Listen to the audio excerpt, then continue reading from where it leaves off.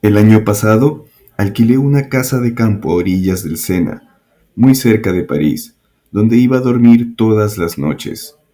Allí conocí a un vecino, una de las personas más curiosas que he visto, un hombre entre los 30 y los 40 años de edad que era botero, pero un botero fanático, siempre cerca del agua, en el agua.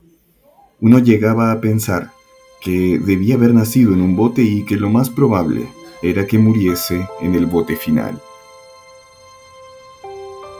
Sobre el agua, Guy de Maupassant.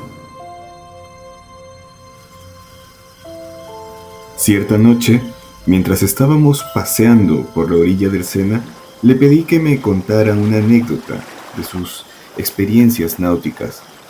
Sentía una irresistible pasión en el corazón, una pasión que lo devoraba, el río.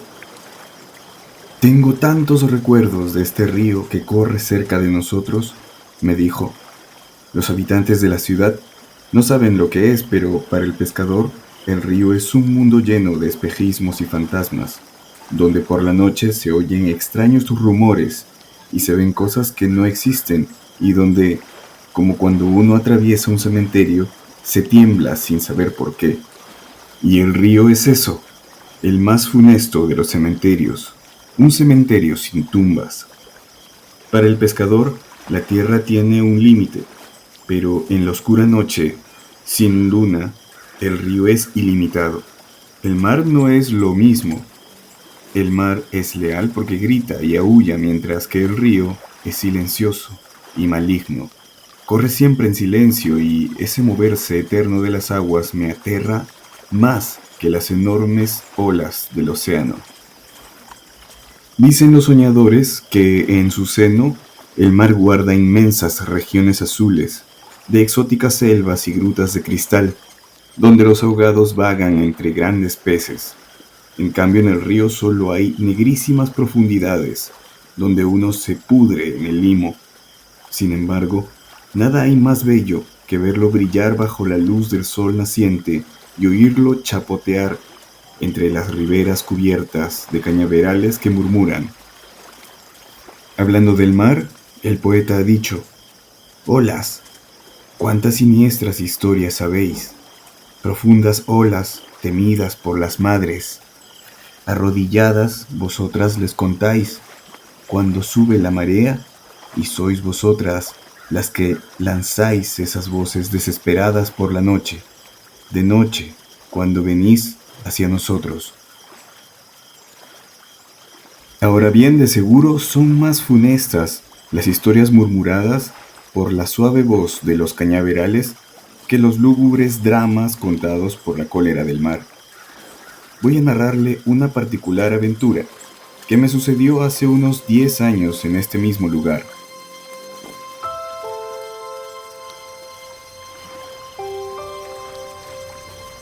Vivía como ahora, en la casa de la señora Lafon, y Luis Bernet, uno de mis mejores compañeros, que acaba de renunciar a la náutica para ingresar en el Consejo de Estado, se había establecido en la aldea, a 2 leguas de aquí. Cenábamos juntos todas las noches, en su casa o en la mía. Una noche en que yo regresaba arrastrando dificultosamente mi bote grande, porque estaba solo y cansado, me detuve unos instantes para recuperar el aliento cerca de los cañaverales que están por allá, a 200 metros aproximadamente del puente del ferrocarril. Hacía un tiempo admirable. La luna se reflejaba en el río y el aire estaba detenido, suave. Me tenté con tanta quietud. Pensé en la posibilidad de fumar una pipa en ese lugar. Enseguida me puse en acción. Tomé el ancla y la arrojé al río. La corriente hizo descender el bote hasta el extremo de la cadena y luego el bote se detuvo. Atrás tenía mi piel de carnero, así que me senté lo más cómodamente que pude sobre ella. No se oía nada de nada. Solo por momentos un chapoteo casi imperceptible del agua contra la orilla y sorprendentes formas que adquirían las cañas más altas cuando por instantes se agitaban. El río estaba completamente tranquilo, pero lo que más me impresionaba era el extraordinario silencio que me rodeaba. las ranas, los sapos, todos los animales nocturnos que suelen cantar en los pantanos callaban. De repente a mi derecha cantó una rana. Me estremecí, pero se calló. Después no oí nada más. Entonces, para distraerme, me dispuse a fumar. Sin embargo, a la segunda pitada me dolió el corazón y no pude seguir fumando. Me puse a tararear, pero el sonido de mi voz me resultaba penoso. Entonces me tendí en el fondo del bote y me puse a mirar el cielo. Estuve tranquilo cierto tiempo, hasta que me empezaron a inquietar los ligeros movimientos de la embarcación. Me pareció sentir que se desviaba bruscamente tocando una y otra orilla. Luego creí que una fuerza invisible la traía suavemente hacia las profundidades y enseguida la levantaba para hacerla caer. Me parecía estar en medio de una tempestad. Cuando escuché ruidos a mi alrededor, di un salto y me incorporé. El agua brillaba, todo estaba en calma. Resolví irme de allí porque evidentemente tenía los nervios alterados. Tiré de la cadena y el bote se puso en movimiento, pero como sentí cierta resistencia, tuve que tirar con más fuerza aún. El ancla parecía estar enganchada en algo en el fondo del río, porque no subía y yo no podía sacarla. Volví a tirar, mas fue inútil. Entonces, con los remos, hice girar el bote y lo llevé en contra de la corriente para cambiar la posición del agua. Fue en vano. Me invadió la cólera y sacudí furiosamente la cadena. El ancla seguía inmóvil. Me senté decepcionado para reflexionar sobre mi situación. Romper esa gruesa cadena y separarla de la embarcación era imposible, porque estaba remachada adelante en un trozo de madera más grueso que mi brazo. Pero el tiempo estaba tan bueno que pensé que en un momento u otro encontraría a algún pescador que me podría ayudar.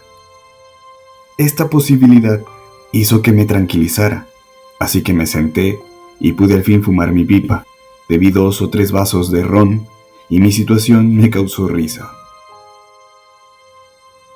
Debido al calor que hacía, podía pasar la noche a la intemperie sin ningún problema. De pronto se oyó un pequeño golpe en la borda.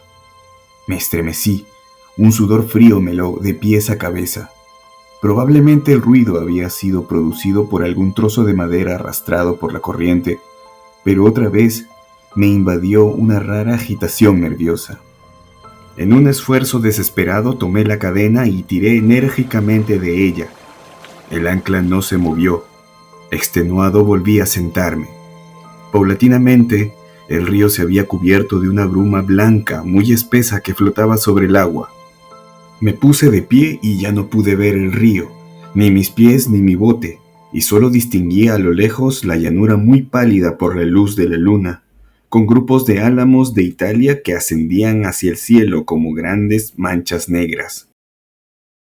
Me encontraba envuelto hasta la cintura por un manto de algodón de singular blancura, que suscitaba en mí fantásticos pensamientos. Me imaginaba que alguien trataba de subir al bote, que ya no se podía distinguir y que en el río que estaba oculto bajo esa opaca bruma debían estar nadando innumerables seres extraños. Sentí un horrible malestar, me dolía las sienes y mi corazón latía tanto que parecía a punto de estallar.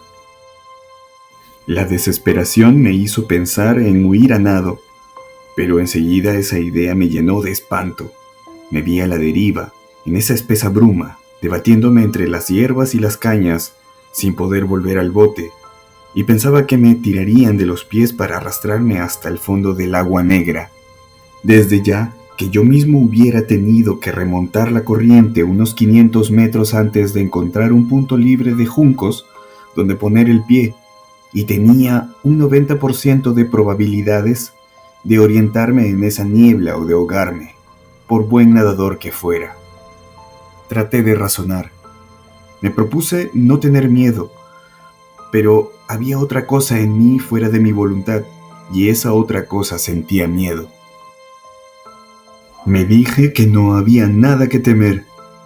Mi yo valiente se burlaba de mi yo cobarde. Nunca antes de ese día había podido captar mejor la posición de los dos seres que hay en nosotros, el que quiere y el que se resiste, cada uno dominando alternativamente al otro. Ese torpe temor aumentaba desmedidamente hasta transformarse en terror. Decidí permanecer inmóvil, con los ojos abiertos y el oído atento, en espera. No sabía en espera de qué, pero debía ser algo espeluznante. Creo que si, como comúnmente sucede, un pez hubiera saltado fuera del agua, eso hubiese bastado para que me desmayara. Aún así, haciendo un gran esfuerzo, pude mantenerme lúcido. Bebía grandes tragos de la botella de ron y comencé a gritar con todas mis fuerzas hacia los 4 puntos cardinales. Cuando mi garganta no pudo más, escuché. Muy lejos aullaba un perro. Volví a beber y permanecí acostado en el fondo del bote por espacio de 1 hora o 2, sin dormir, rodeado de pesadillas.